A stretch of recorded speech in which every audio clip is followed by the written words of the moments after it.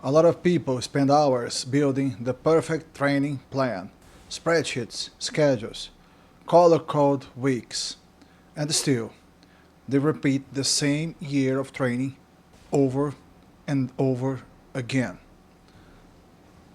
So, here's the question of the day. What separates the people who evolve every year from the ones who keep repeating the same year in training? Welcome, friends. I'm Fred. Here we talk about training, real life, business, and investments, all from my personal perspective. And today we're talking about training. First of all, let me tell you something important. If you feel like you are repeating the same year in training, I want to congratulate you.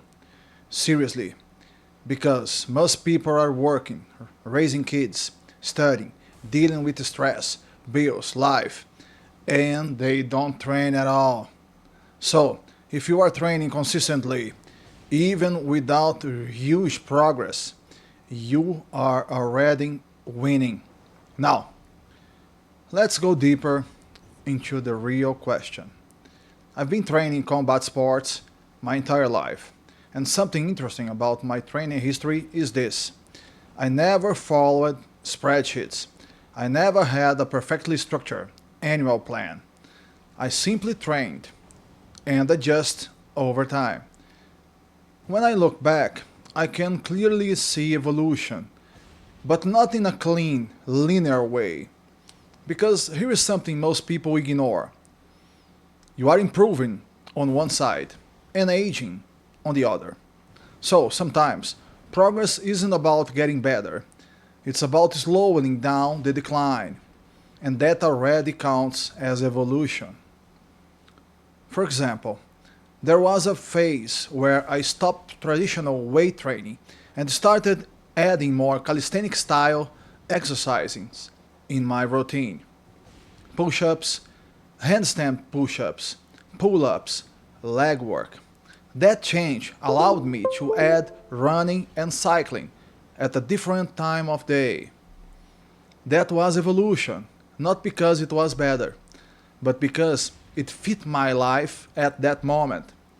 Later, I stopped training in groups and started training mostly alone. That was another evolution because I became fully responsible for my own training. No coach deciding for me, no group pace, no external structure, just responsibility. Now let's be fair. Planning is not bad. In sports like running or cycling, planning works very well. Distances, volumes, race goals, weekly structure. That makes sense. But in something as complex as combat training, especially when you mix boxing, Muay Thai, Taekwondo, Karate, rigid spreadsheets often don't survive reality. And that's where people get stuck. They don't fail because they lack discipline. They fail because their system doesn't fit their life. Here's what actually separates people who evolve every year. They build a system that they can follow, not a perfect one. For me, too much structure kills consistency. I don't need paper, I don't need apps, I need mental structure and fixed time slots. Another important thing, I train more easily every day than only a few days a week. That sounds crazy, but it's personal. Some people do better with 3 sessions per week. Others do better train daily. There's no universal formula, only personal fit.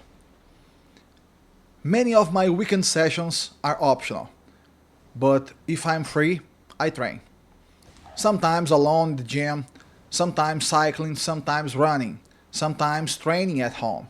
In the past, I even trained at home while watching a movie. Jump rope, dumbbells, basic strength work. Was it perfect? No.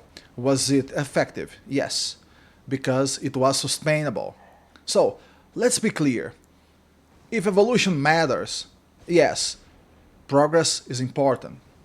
But in real adult life, with responsibility and stress, showing up is already a massive win.